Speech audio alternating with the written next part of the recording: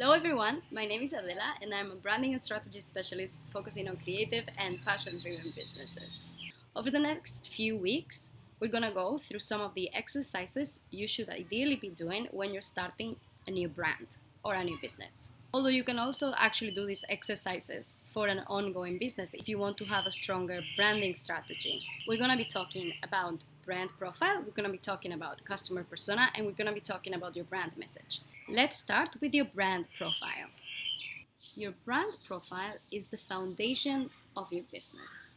Having a strong brand is fundamental not only to make sure that you have an impactful and strong message that the customer can automatically identify and relate to, but it also will make your life easier going forward. If when you're starting, you make the exercise to sit down and come up with a very well defined and strong brand profile, as your business evolves and you have to make n numbers of decisions, you can always go back to this brand profile and use it as both a lighthouse and a compass to make these decisions.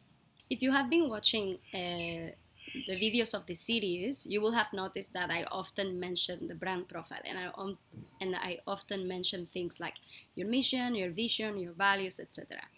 I want to today explain to you all the points I normally include in a brand profile, what do they mean, and how can you think about your own. The first thing I want to clear out is that this is the way I approach the brand profile. There might be an limited number of ways to do so. I try to keep it quite practical and quite rational. The first point is your mission. Mission, simply put, is the activity of your business. What do you do? What do you offer to the customer?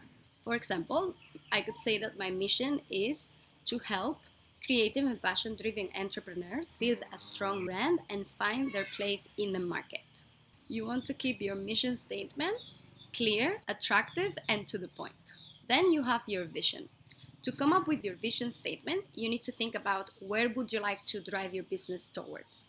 How do you see this evolving in time? Try to think about your business within 10 years and where do you want to bring it. We normally do this exercise when we're starting, right? The scope and the relevance of a brand will evolve over time. So when we're doing our vision statement, we're trying to imagine how far can we go?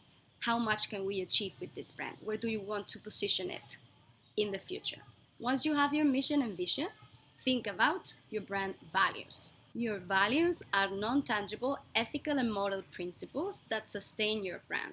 These are the principles you want your brand to stand for. Things like empowerment, it can be things like freedom, but also loyalty, communication, collaboration, all of these values. The values that you believe in and the values that you're trying to bring to the customer through your products and through all the communication that your brand is going to have with them. Then we have your voice. When we talk about voice, we mean how is your brand going to communicate with the customer? Is the voice of your brand your own voice? Is the voice of your brand like a distance narrator? Do you talk as a community, as a we, or do you talk as a third person? Do you approach the customer on an amicable way, like you would do a friend? Do you approach the customer from the point of view of an expert, an advisor? Do you use friendly language and casual, or do you use very specific and technical terms? Obviously, the ideal voice of your brand has a lot to do with those values and that mission and vision that we were talking before. And this voice needs to be represented in all the communications that you have, in your email campaigns, in your social media, in your posters, in your website. You need to make sure that the language that you use and the tone that you're using in your message reflects this voice. Then we have purpose. Purpose is the effect that your brand has beyond your business activity. Try to visualize how does your brand, how does your product contribute to the bigger picture? How is it on a way making the world better? Are you empowering people? Are you making their lives easy somehow? Are you optimizing resources so it has an environmental impact? Try to think of a positive impact that your brand can have that is not directly related to the service of the product that you're offering. And finally, another thing I always include in the brand profile I do for my customers are the differentiating factors. Now, if you saw the former video when we were talking about price, I told you that it's very important that you go out and research your competition. Here, we have again the competition research coming into place. The whole idea of the brand profile is to construct a message that helps you differentiate yourself and stand out from the competition. To be able to stand out from the competition, you need to understand what is the competition doing. In the differentiating factors, we actually list and explain those attributes of a brand, of a product that makes it different. Different and better, but better is a relative term. For what is better for some people might be completely irrelevant for others, right?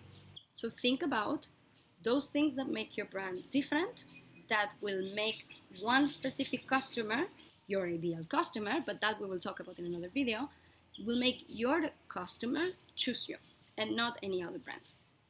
Differentiating factors can really be anything. From the materials that you use, having a fantastic design, being customizable, or having an excellent customer service. To recap, brand profile is the foundation of your business, and it will be both lighthouse and compass as you evolve this brand and grow throughout time. The brand profile is composed by mission, vision, values, voice, purpose, and differentiating factor. Once you have your brand profile, while reading it, it should be unequivocally representing your own brand. If when you read it, it sounds like it could be talking about any of your competitors, then you probably need to go back to the drawing board.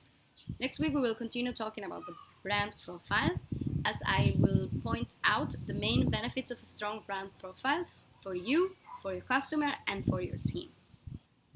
So make sure to subscribe so you don't miss the notifications every time we publish a new video. If you have any questions, as usual, you can ask me in the comments, or you can reach out to me through any of the social media channels. If you like it, please give me a thumbs up, and I'll see you next week.